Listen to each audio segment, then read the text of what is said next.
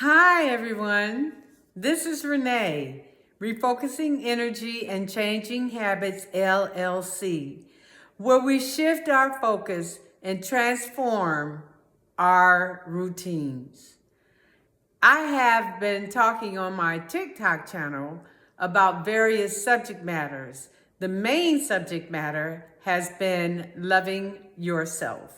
And as you learn to love yourself, you'll find there are many layers about yourself that you have to uncover. Some you may have to dig out, others you may have to swim through, but sometimes you have to tell that mountain to move. And then I talked about the importance of loving yourself. It is so important that you feel your heart, that you feel who you are, and that you are not easily swayed by other people and their agenda for themselves, and you lose your sight of who you are because they've given you what they want and you haven't given yourself what you need. So some of the things that I talked about in those TikTok channels or the TikTok channel were, how do you take care of yourself? And one of the things I told you is I take a lot of baths because I think bathing is baptismal. I read the Bible a lot. I read a lot of material. I cut off my electronics. I stop being around people who don't mean me any good. I go get my hair done. And I actually go to a beauty college to get my hair done because it's cheaper. This is $15 versus $165 at the last place that I went to see the prices. I get massages. I get back massages. I get a whole body massage. I get a foot massage because a massage lets out toxins in your body. And bathing, I take Epsom salt baths. I put a whole lot of bubbles in there, though. I love the bubbles. So I know people might, you get your own bubbles. I'm not going to tell you what I use for my bubbles because I get a lot of bubbles and I like it. I spend time in contemplation with myself. I listen to what I want to, well, not what I want to hear, but I listen to what God wants me to hear. And sometimes I disagree, but I do it anyway. Which leads to, in 1987, I read this book by Susan Jeffries. It's called Feel the Fear and Do It Anyway.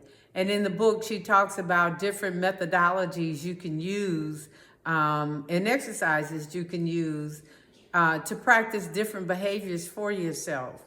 And I think that as I was going through those practices and working on those exercises, I recognized that I had a lot of work to do.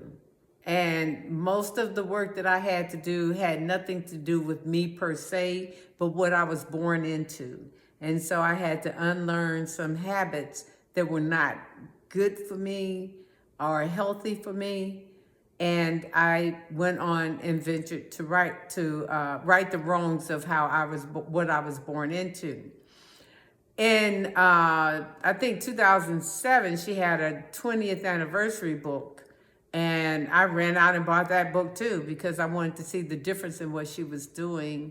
And she talked about the rejection that she received from different publishers and how one publisher actually said, if Princess Di was riding down the street, and with no clothes on, nobody would read Susan Jeffries' book. That book had no value, no merit, or anything like that. And I beg to differ. So I hear people saying, feel the fear and do it anyway, but they're not giving her credit. So I am giving her credit because she is one of the women for whom I stand on her shoulders, because she taught me a lot of things in her book. The other thing I did was a Course in Miracles. And in the Course in Miracles, I learned a lot about who I am with deity and my experience with God and how God loved me regardless of all my faults. I spent a lot of time in the Bible. I did a lot of work listening to gospel music, all types of gospel music, from the old hymns to the latest. At that point, Andre Crouch was one of the renegades of gospel music. Then CC and BB Winans came out, but the Winans brothers and the Williams brothers and the Winans family. So they were all out, and I would listen to their music, but I still enjoyed going to the old church and listening to what was being said, because you got a message out of that was not being verbalized. It was just being told to you, and you had to use critical thinking skills in order to hear what was being said. And then I thought about how people came over here from slavery, and there was a language of their own, and that language took us from slavery to freedom, of which we now enjoy. Another thing I did was EST, E-S-T, by Warner Earhart and Associates. In that training, it was a 2 weekends and 2 Wednesdays training. In the midst of that training, my significant other died. And I had to stand up and be as if nobody ever had been. And I was very, very young. Had it not been for my family and the people that were around me in Est, I don't know what I would have done. He died all of a sudden. We had no warning. And he died of an aneurysm. But I still had a small child, and I still had to raise that child, and I had to be sane. So lots of friends rallied around me, lots of people loved on me, family and friends loved on me, and I was still able to provide for my son in a way that I was not born into. I was determined not to live in an apartment. I was determined not to live with anyone. So I bought an old shack and I renovated it. And I made good money on it after I moved to North Carolina. But I'm digressing all over the place, and I'm just so excited to be here talking to you. So the most important person to you, your MVP is you. So put super whoever your name is on you. And make sure you take care of yourself, because you're the most important person.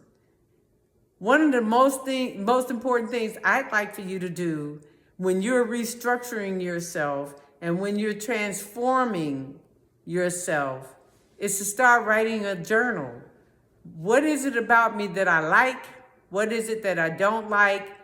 Who is it around me who's helping me and who's not helping me?